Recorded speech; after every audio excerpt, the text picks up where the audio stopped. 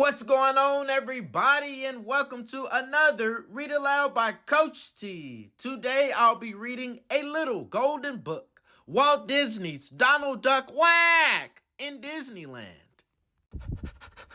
Hurry up, boys. Keep together and stay right with me, said Donald Duck anxiously, as he and his nephews moved along with the crowd together toward the gates of Disneyland. Soon, they found themselves in the red station entrance to Disneyland. Beyond the open doorway stretched Main Street, L.A., and beyond that, as the boys well knew, spread a magic wonder world. "Come on!" cried Huey, tugging at Donald. "Let's go to Fantastiland," cried Dewey. "No, the world of tomorrow," said Louie.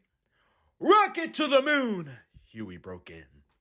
"Wait," said Donald. "First, we must take the train ride around Disneyland and see the overall view." So he bought 4 tickets. But when he turned around, not a single nephew was in sight. Oh no. "Train rides are a perfect way to spot lost boys," the train conductor suggested. So Donald hopped aboard and found himself a seat. The train started up and soon was steaming past the tropical jungles of true-life Adventureland. As Donald watched, dazzled by the bright flowers and brilliant birds in the trees, a riverboat chugged into view, and there at the rail lounged Huey Duck. But Huey could not see an alligator, which was waiting just around the bend, with wide and grinning jaws. "I'm gonna eat you."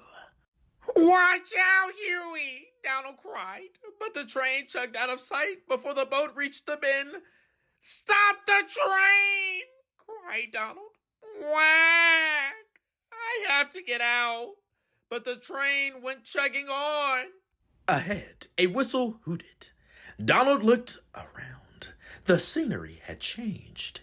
Here, a paddle wheel excursion boat was steaming down a river of America.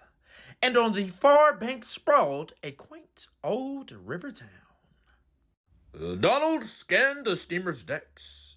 Just then the steam whistle screeched toot-a-toot! And there, hanging on the white cord, was grinning Dewey Duck.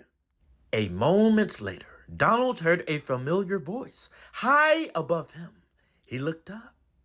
Huey and Louie Duck were waving to him from the sky ride. But Donald felt dizzy.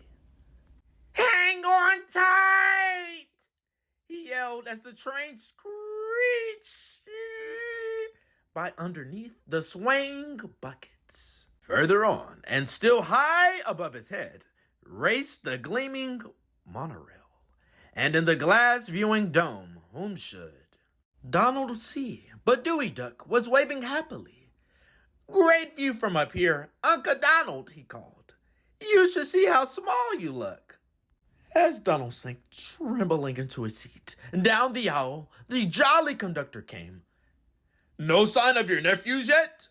he smiled. "Well, don't you worry. They'll turn up safe and sound."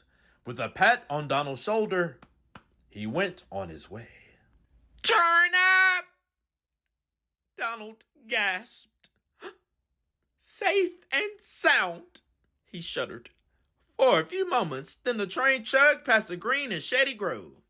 Donald stretched and took a deep, happy breath. Everything looked so peaceful here. Meanwhile, deep underneath the lagoon, all 3 of the nephews were riding in the submarine. "Won't Uncle Donald be surprised when we tell him we saw a shark?" said Huey. By this time, nothing could surprise Donald, not even his nephews racing by in his speedboat. "Try not to get too wet, boys," he called weakly. Donald was the first one off the train, but his shaking knees would not take him far. He had to stop and lean against a post, one hand over his eyes. Where, he wondered, was the hospital? He supposed he should look there first. "Uncle Donald, hurry up! The train's about to leave!" Huey, Dewey, and Louie were dancing around him. "We've had a wonderful time," they said. "Now we're ready to go with you for a quiet trip on the train." "Quiet!" squeaked Donald. "You boys go ahead. I can't stand that excitement again." So while the boys hopped onto the train, Donald tottered off to take a peaceful rocket trip to the moon. The end.